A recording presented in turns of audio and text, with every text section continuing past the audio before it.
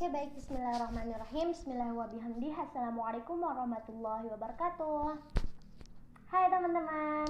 Nah, kali ini Tika bakalan membahas tentang suatu yang sangat penting bagi terutama teman-teman yang punya all-shop, teman-teman yang sering ngumpulin data. Mungkin pembahasan kali ini bakalan penting banget buat teman-teman. Apa sih itu?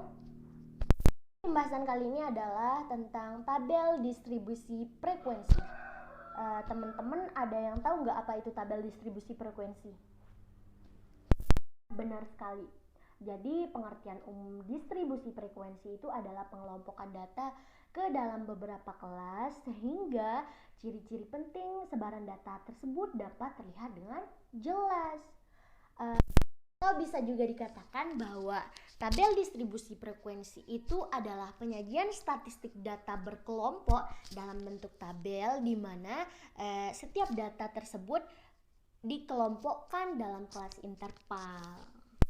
Tapi sebelum lanjut, sebelum kita membahas bagaimana cara pembuatan tabel distribusi frekuensi, apa kaidah dalam pembuatan tabel distribusi frekuensi, terlebih dahulu kita membahas tentang pengumpulan data.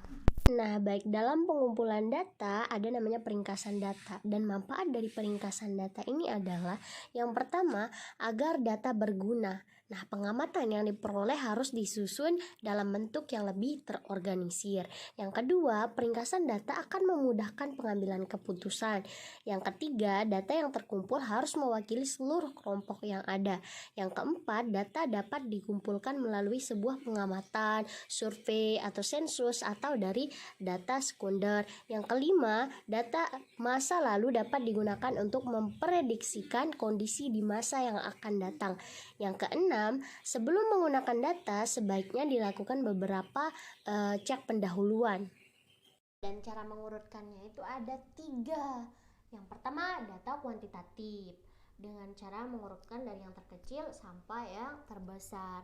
Kemudian data kualitatif dengan cara mengurutkan dari alfabetnya. Dan kemudian ada organisasi. Caranya adalah mengurutkan sesuai dengan kategorinya. Penyusunan data. Jadi penyusunan data itu ada 2. Ada array data dan juga ada row data. Kalau raw data itu bentuknya itu seperti ini nih, teman-teman bisa lihat ya di papan ya, bentuknya itu tidak beraturan. Nah, sedangkan kalau array data itu bentuknya itu sudah beraturan dari yang terkecil sampai dengan yang terbesar. Sekarang kita lanjut bagaimana kaidah daripada pembuatan tabel distribusi frekuensi. Nah, kaidahnya yaitu yang pertama dapat menampung lebih banyak data. Kemudian beberapa informasi dari data mentah dapat hilang. Selanjutnya mampu memberikan informasi lain yang lebih bermakna, menunjukkan jumlah observasi dari sekumpulan data yang masuk ke dalam masing-masing kelas. Kemudian kelompok data yang terbentuk memiliki satu karakteristik tertentu. Nah, selanjutnya kelas tidak harus berupa pengelolaan kuantitatif, tetapi dapat berupa atribut kualitatif seperti agama, kemudian jenis kelamin, jabatan, dan sebagainya. Baik untuk pengelolaan kuantitatif maupun kualitatif dimungkinkan untuk menggunakan open-ended clause. Kualitatif misal menggunakan kata lainnya, kuantitatif misal menggunakan lebih dari ataupun kurang dari. Kemudian menyusun kelas atau kelompok data harus bersifat mutually eksklusif dan menghindarkan tumpang tindih antar kelas. Seperti ini teman-teman. Selanjutnya kita bakalan masuk bagaimana langkah-langkah dari pembuatan tabel distribusi frekuensi. Nah, di sini bisa teman-teman lihat, Tika punya contoh. Di sini diketahui hasil pengukuran tinggi remaja yang berumur 15 sampai 17 tahun di Desa Sajang, Kecamatan Sembalun dengan jumlah remaja 52 orang sebagai berikut. Nah, di sini teman-teman bisa lihat ada raw data di mana data ini masih belum teratur. Kemudian di sini ada array data di mana data ini sudah teratur, diurutkan dari yang terkecil sampai dengan yang terbesar. Nah, sebelum kita menentukan rank-nya, tentunya kita harus menentukan nilai tertinggi, kemudian nilai terendahnya. Nah, nilai tertinggi dari data yang Tika punya ini adalah 170, sedangkan nilai terendahnya yaitu 130. Nah, Selanjutnya kita akan menyusunnya dalam sebuah tabel, tapi tentunya kita harus menentukan range-nya dulu. Apa sih itu range? Jadi range itu adalah rentang atau jangkauannya. Nah, rumusnya di sini R kecil ya, sama dengan X maksimum dikurangi X minimum. Nah, data tertinggi Tika di sini 170 dikurangi data terendah Tika yang Tika punya di sini 130, jadi sama dengan 40. Cuma simple. Nah, yang kedua adalah teman-teman harus menentukan jumlah kelasnya. Gimana sih? Apa sih itu jumlah kelas? Jadi jumlah kelas itu seperti ini teman-teman. Teman-teman bisa lihat di sini. Di kelas yang Tika punya di sini ada kelas 130 sampai 135, 136 sampai 141 sampai dengan 166 sampai 171. Jadi 130 sampai 135 itu dihitung dengan satu kelas. Maka kita hitung dari atas ke bawah. 1 2 3 4 5 6 7 itu adalah jumlah kelasnya. Rumusnya gimana sih? Tik. Jadi rumusnya itu K sama dengan 1 ditambah 3,322 log N. Sama dengan di sini 1 ditambah 3,322 log 52. Jadi dalam penentuan log 52 ini teman-teman harus menggunakan kalkulator di HP, di laptop, atau apa-apa yang teman punya itu yang teman-teman pakai kalau bisa, karena biar lebih cepat untuk menentukannya. Jadi 1 ditambah 3,322, jadi log N 52 hasilnya adalah 1,7160. Kita ambil 4 biar lebih jelas datanya nantinya. Kemudian dikali dulu 3,322 dikali 1,7160 sama dengan 5,7005. Jadi 1 ditambah 5,7005 sama dengan 6,7005. Nah, nanti itu kita bulatkan karena 6,7 di sini kita bulatkan menjadi 7. Nah, jumlah kelas yang Tika punya di sini adalah 7 kelas. Seperti itu, teman-teman. Yang ketiga, teman-teman harus menghitung interval kelas.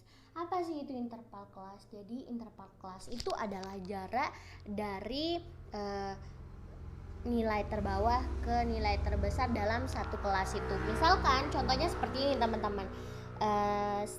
Dalam satu kelas itu 130 sampai dengan 135. Maka interval kelasnya yaitu kita hitung 130, 131, 132, 134, 135. Nah, jumlah interval kelasnya di sini adalah 6.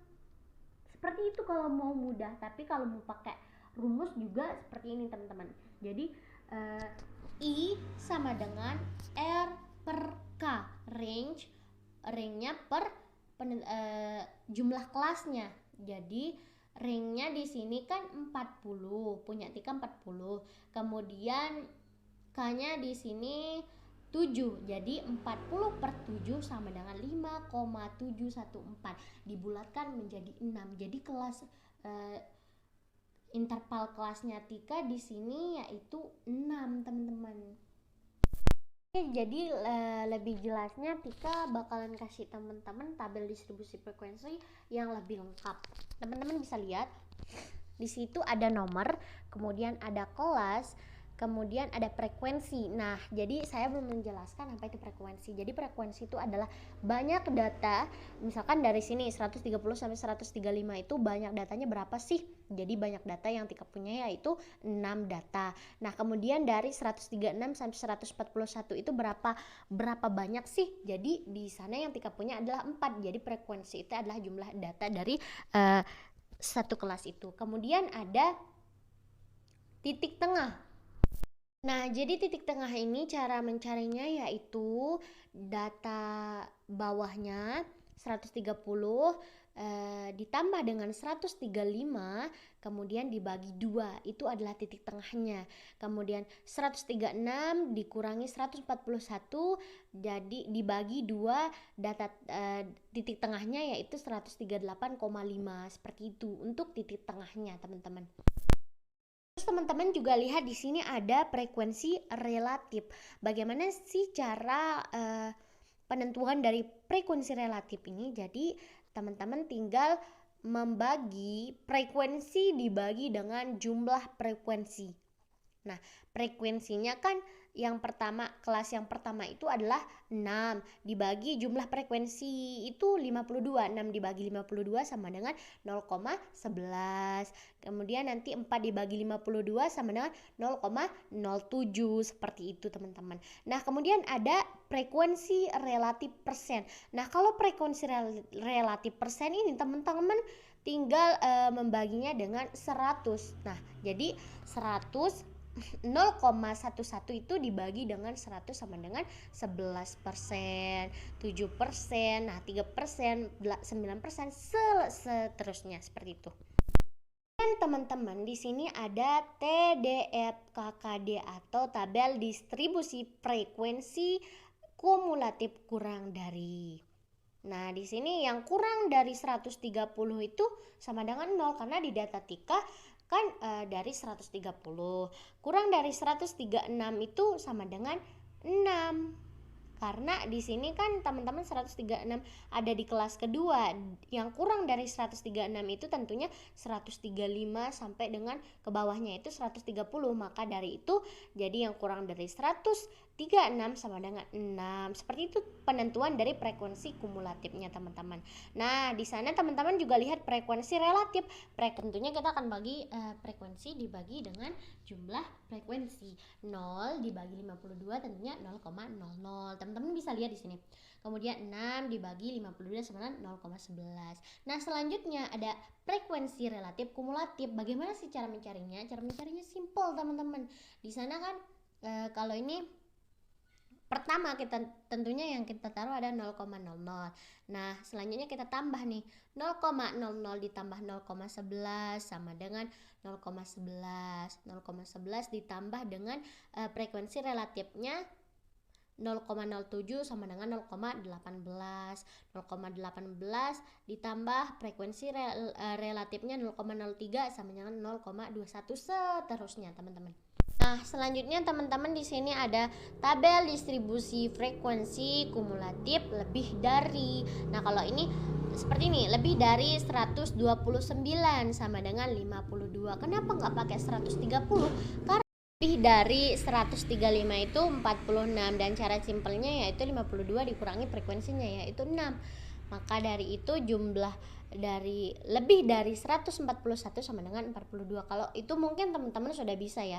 Baik, kita lanjut di frekuensi relatifnya. Nah, untuk frekuensi relatifnya yaitu